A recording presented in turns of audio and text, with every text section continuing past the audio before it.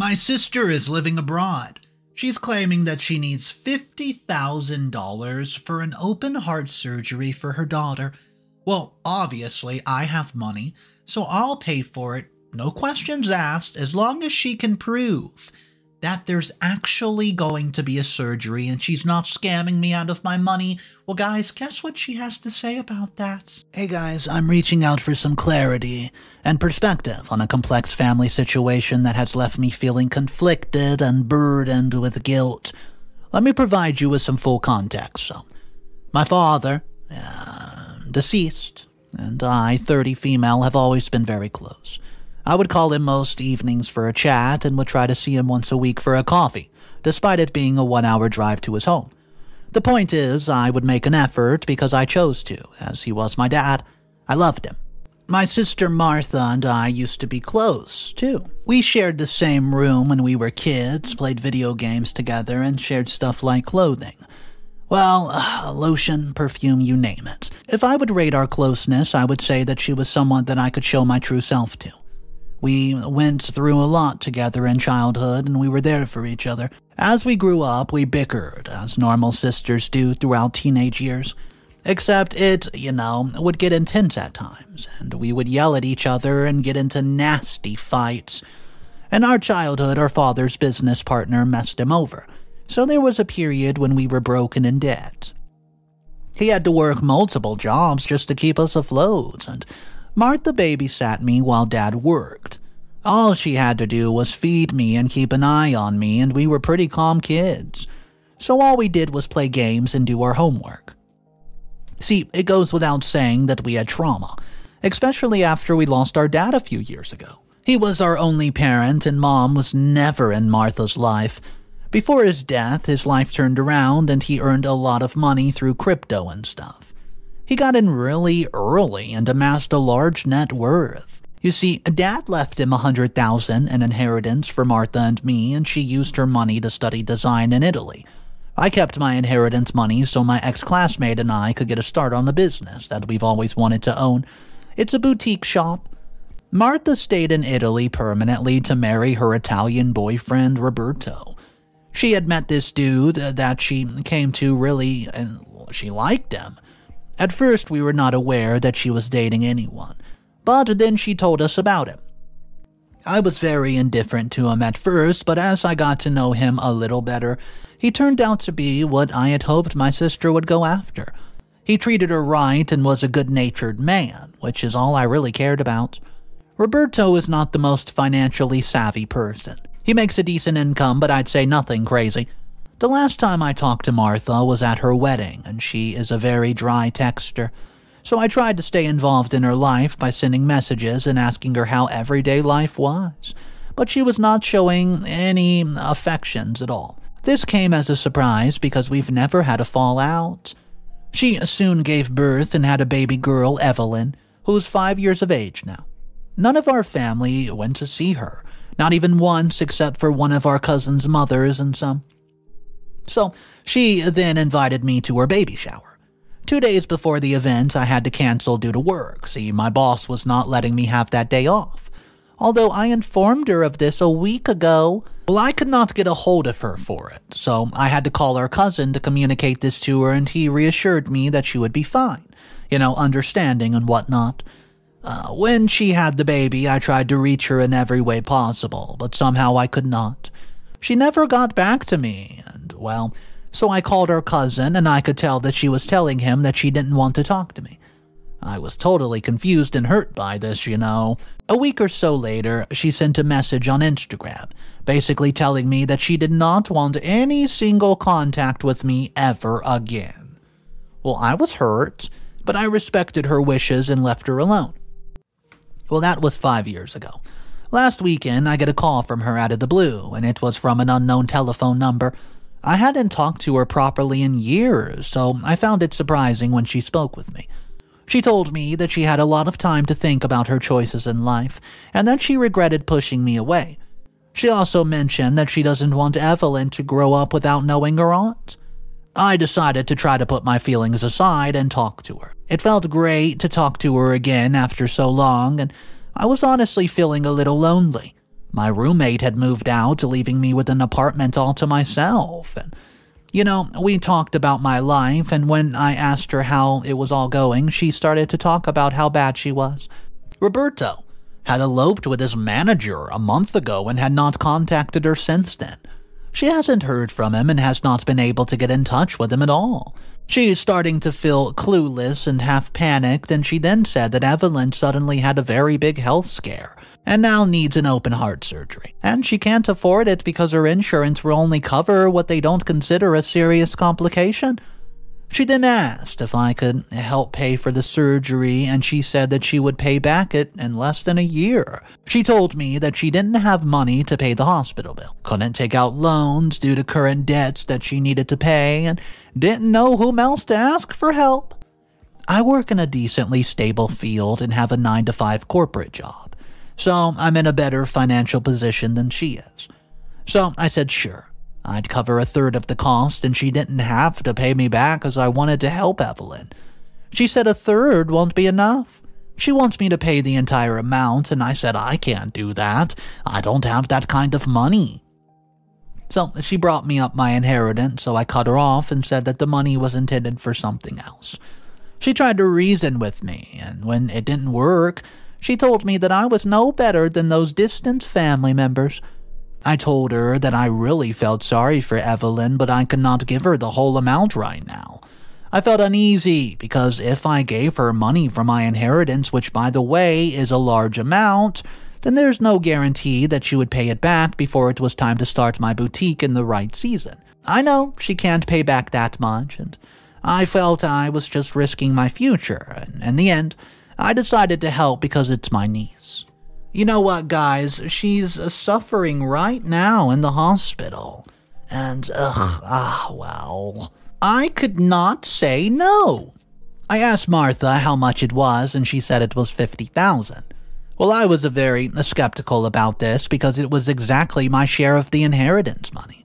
So I naturally asked her if she could just send the itemized breakdown of the hospital bill so I could look at it again, gain clarity, and transfer the money accordingly. She promptly told me to shove it, and flat out refused to send me anything related, saying that the hospital requires an upfront payment before scheduling the surgery. Well, I responded by saying that I would be more than happy to pay, but only if she sent a picture of the bill. She laughed loudly and said it's not like I'm trying to steal your money. Well, she then went on to say that she was insulted by me, thinking she was scamming me, which I made clear wasn't true. I explained that I did not think she was lying, but there was a possible miscalculation, and it's not that I don't trust her, but that I'm extra careful with my money. She immediately flipped out and refused to send any pictures. The argument fizzled on when she said, "I'm not going to stoop down, this is literally about principle." She then had a meltdown and called me heartless, a cruel sister with no trust and empathy. She said that Evelyn's health should be priority, and that I need to help without any delay because a piece of paper is nothing compared to somebody's health. She asked if I would be happy to see a loved one suffer just because of a document. Well, I told her that I love my niece and I don't have a problem with paying for her medical expenses, but with her demanding that I give her the money without even seeing the bill, I couldn't. She kept crying. She made me feel like I was being selfish and not a good aunt and sister. I argued that her daughter's poor health wasn't my fault, and after she kept blaming and guilt-tripping me, I told her I didn't want to pay until I saw that bill because I didn't want to pay without knowing that I was exactly paying for something that I, knew what it was for. She hung up after saying that she didn't want help from a cold, distrusting person like me. She's been just extremely cold to me since that day and has not even been picking up my phone calls. Well, I went ahead and asked my ex-classmates, and they just told me not to give a penny until I saw a bill, and warned me that if I gave her money, I would never get it back, and may not be able to start the business. I've also talked to some close friends about it, and some are saying my niece may never have even been in the hospital. One of my other friends told me that she doesn't know why Martha doesn't just ask the hospital for help, since it's literally just a couple of minutes of her time, and that, she could finish the ordeal in several minutes instead of getting into a heated argument. I do get her side, which, is that sometimes it may take time for hospitals to verify details and generate a bill.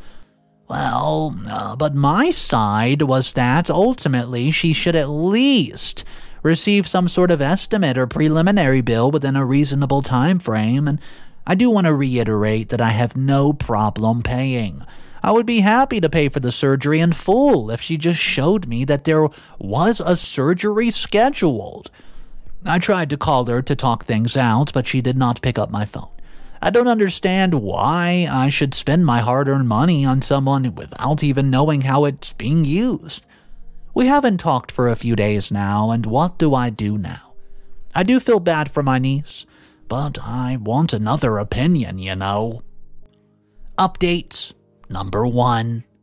Hey guys, so thank you for your input. After a bit of a back-to-back argument, Martha finally called me and we resolved the problem. Somehow, she admitted that her emotions got the best of her and she just straight up apologized. I also addressed that I was hurt when she accused me of not trusting her, and she said that she could not control herself, but she would try to not hurt my feelings again. We will have to put some effort in this, but I hope things will work out in the long run. Anyways, I know you guys advised me not to give the money without a bill, but her explanation for not providing me with a bill or an estimate had made sense.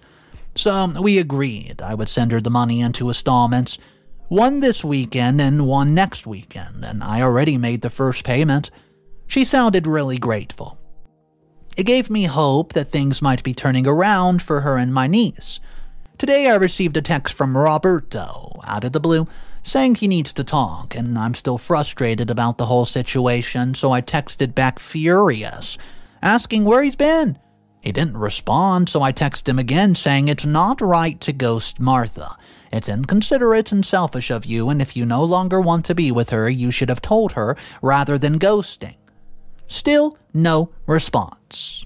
Anyways, this was a short update. I just wanted to fill you in. Update number 2.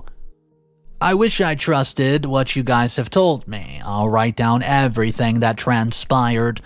See, Roberto visited me yesterday. He told me that he was on a plane as he was coming to see me and could not respond to my messages. I shouted at him to leave my home repeatedly, and after he refused, I went ahead to warn him I would hit him. Well, this ended with me almost physically assaulting him, and that's when Evelyn walked in and said, "Hi, Aunt." She was as healthy as one could be, and I was confused and shocked. As Roberto talked, I was just sitting there, jaw on the floor, trying to process it all. He explained to me that he did not cheat on Martha like she believed. After seeing him text her manager, let's call her Clara, in the middle of the night, which was related to an important project, she assumed that he was cheating on her. So, the next day, the mileage of his car did not add up, like a mile or something apparently, so she counted it before he went to work, and when he got back from work, she assumed that he was going on a date with Clara. She searched his cell phone and found nothing, but declared that he must have deleted any incriminating evidence, but he was still guilty. He spent about an hour trying to make her understand, but she had none of it. The next morning, she just sped up and intentionally tried to run over Clara, who was crossing the crosswalk in the parking lot. Clara saw the headlights of somebody stopping at the crosswalk. The moment she stepped foot onto the crosswalk, though, Martha revved her engine, tires squealing, and tried to run her over. Clara jumped out of the way and yelled, "What the duck, girl?" And Martha proceeded to swerve and try to hit her again before speeding off. Clara just barely got out of the way, and Clara sat in her car for a good 30 minutes, terrified that Martha was still in the parking lot somewhere and would hit her if she pulled out of the spot. She immediately called Roberto, and they called the cops. And Martha is currently in jail while he's filing for divorce. After hearing this, I dropped to the floor and started tearing up. I told him what Martha had told me, and I'm now determined to settle the score with her. But I'm thinking of confronting her first about all of this. I'm just really struggling with this one right now, guys. My cousins are all telling me to sue her, and I kinda do want to sue her. I first called the prison, and the front desk lady was really rude over the phone.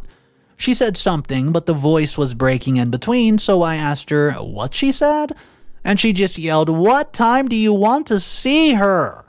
Well, I ignored it though. Update number 3.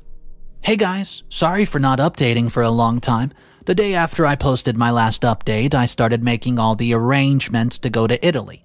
I visited Martha at the prison to confront her, and when you visit somebody in a prison in Italy, you have to push a button outside the door, and the officer inside goes over the speaker and asks who you're there for. So I clicked it and waited 5 minutes. No one answered, so I did it again. And the person answered after finally like 2 more minutes. So I was sent in.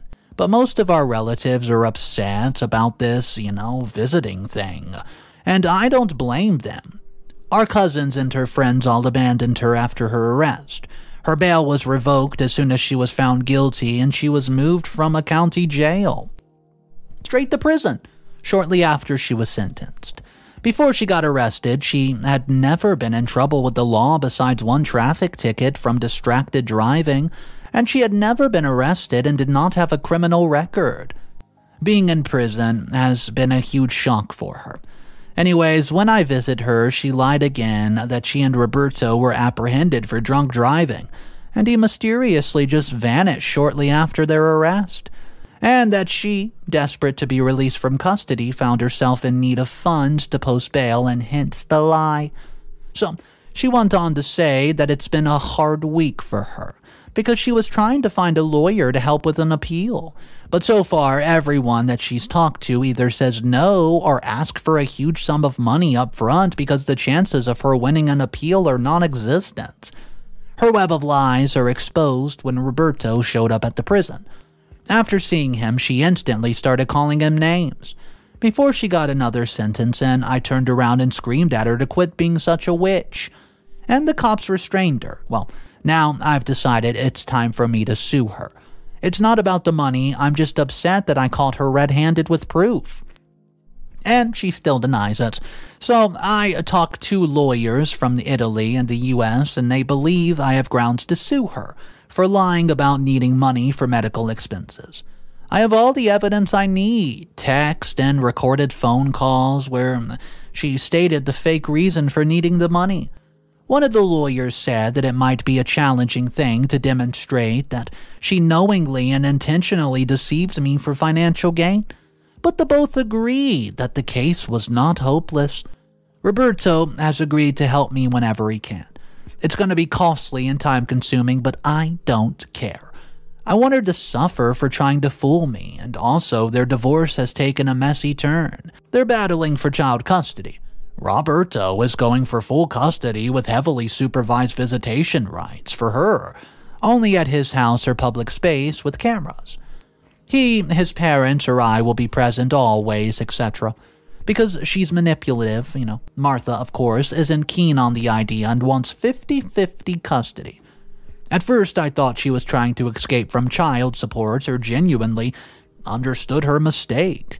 But when I visited her at prison again, she admitted, "I don't care about child support or my daughter. I just want to see my ex's face when I get 50-50 custody. How dare he try to divorce me," she said.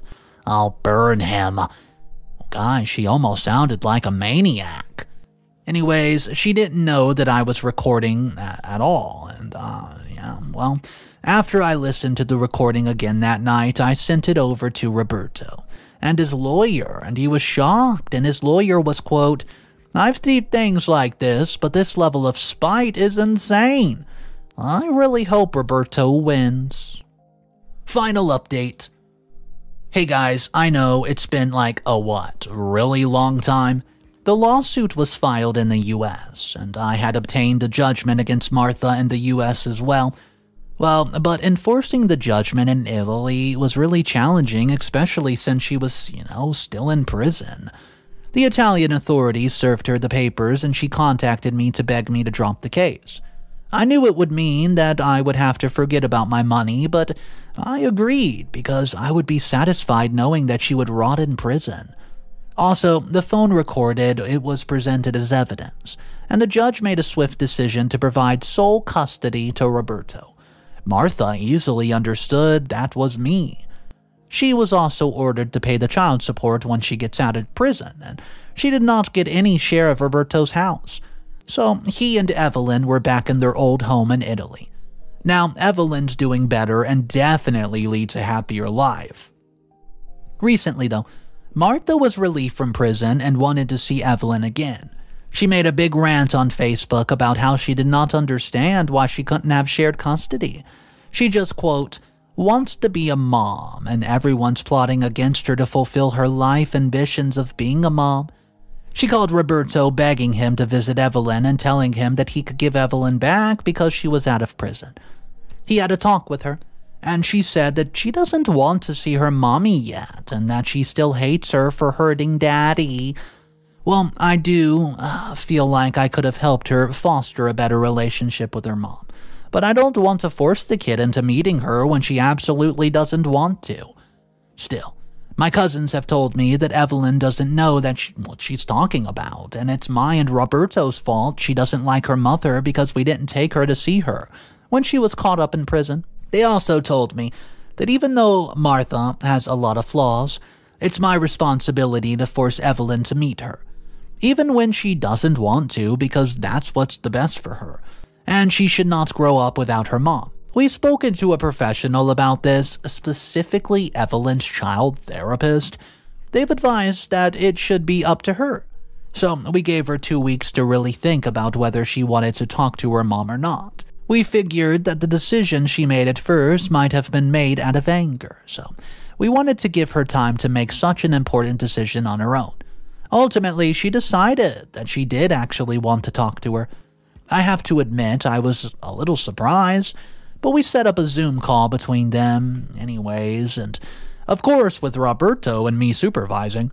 Right before the Zoom call, she admitted to Roberto that she wanted to talk to her, quote, just to see if she's nice. Well, Martha opened up the call with, hello, Munchkin. It's been so long. I guess you're ready to come home with me now.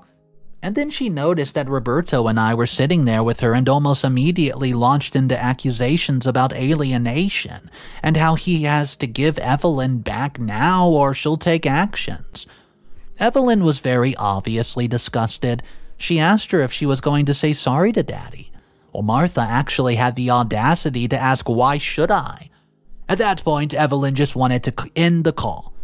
We asked her if she was okay, but she spent the rest of the afternoon in her room by herself.